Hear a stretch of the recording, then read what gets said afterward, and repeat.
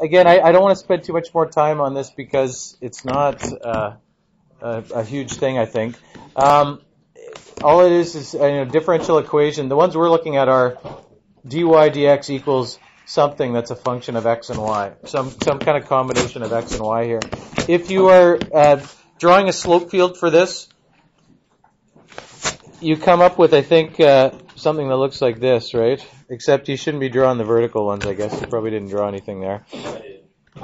And you come up with these ones right here, all 1 and negative 1, because it's something over itself, sometimes with a negative.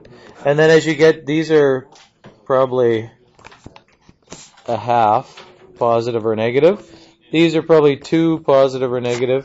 And pretty soon you come up with the idea that this looks like they're going to be circles. If you solve this, you've come up with the fact that they are circles. Again, the idea of a slope field is that it can give you a picture without actually solving the thing. Not because these are difficult to solve, but harder ones are difficult to solve, and maybe even you can't solve them, but you can still get a sense of what the curves look like, the solution curves. If you're to solve that, you separate the variables, right? What was it, negative x over y? If you separate the variables there, you have y dy equals negative x dx. If you integrate both sides, then you come up with, you might as well put the negative outside there. You get a half y squared is negative a half x squared plus a constant.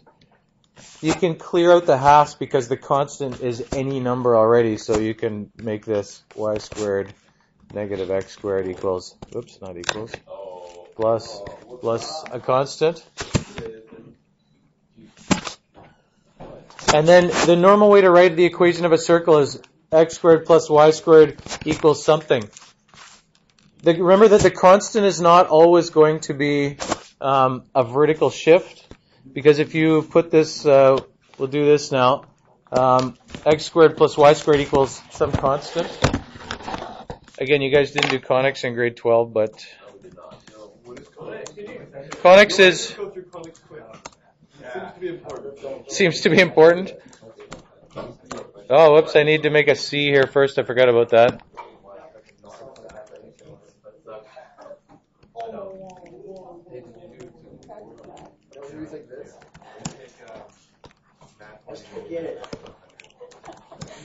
Okay, one type of conic equation is, or relation here is equation of a circle. This is x squared plus y squared equals c, the thing that you just found. The c value is the, not that. C value is, the c value is actually the radius squared here, right? Because when this is 4, the radius is 2. When this is 9, the radius is 3. 16, the radius is 4. It's x squared plus y squared equals r squared for a circle. If you made this a negative number, remember that if you make this 0, it's going to be a circle of radius 0, which is just a point in the middle. It's a degenerate circle. And there it doesn't even exist because it can't be negative.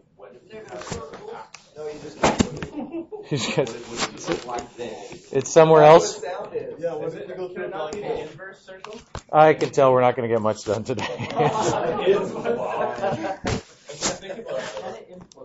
Okay, well, you can take that home and think about it then. Let's move.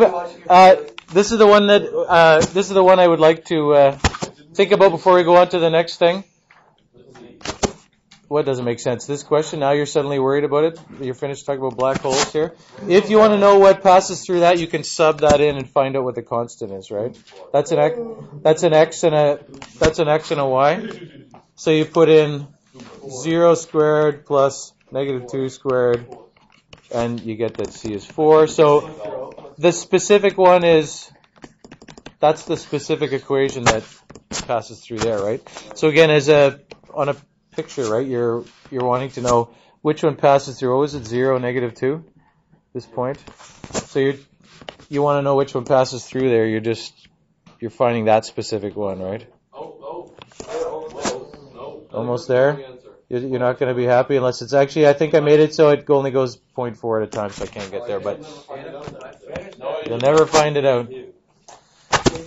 I think you'll get the point. Now, remember last time I said, can you find an algebraic solution? Remember I said that last time. The answer, you all used your logic and said no. Why can't you find an algebraic solution for this? Because you can't. Let's hear someone who actually is answering the question I asked. What? Yeah, you can't separate it if it's a minus like that, right? You can think you're separating it, but I mean you can move this to the other side and say dy dx plus y equals x, but you can't separate it the way we did before and integrate both sides, all right? But you still can make a slope field diagram and then see what the curves look like. If the derivative is x minus y, think about what x minus y like. Let's do the simple one here. 1 minus 1 is 0, right? 2 minus 2 is 0. This is 0. 0 minus 0 is 0. Negative 1 minus negative 1, all of those are 0. As I go to the right here, if I'm on this set of points, all of those, the x-coordinate's 1 more than the y-coordinate, right? So these are all going to be 1s. The fact that those all line up like that, and if you think about there's no points in here, but you could do this, right? This point right here, what would that be? 2.5 minus 2. This is going to be a half. These are going to be, the closer they are to this line, the closer they're going to be to 0. So the curves, when we draw these curves, they're going to kind of do something like this. But what's going to happen here, because as soon as you're on this line, it doesn't ever get off that line. What is that line? It's an asymptote, actually, because this is going to be an asymptote. It's going to look something like that if you happen to pass through that point right there.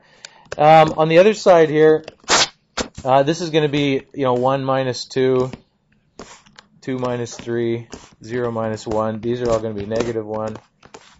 And then they were just going to get steeper as you go over here. I'm just drawing a really rough picture of this. They get steeper as you go that way. And then on the other side here, this point is 3 minus 1, so we got, what do we have here? Steep curves here, or steep lines here. Slope of 2, which I'm not really drawing properly, and they're more steep as you go here, this way.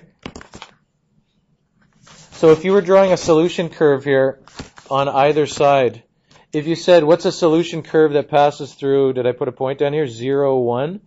If I wanted something that passes through this point right here, well, it's going to look something like this, I guess. And then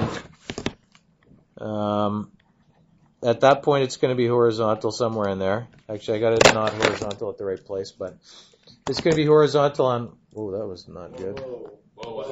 No idea. It's okay.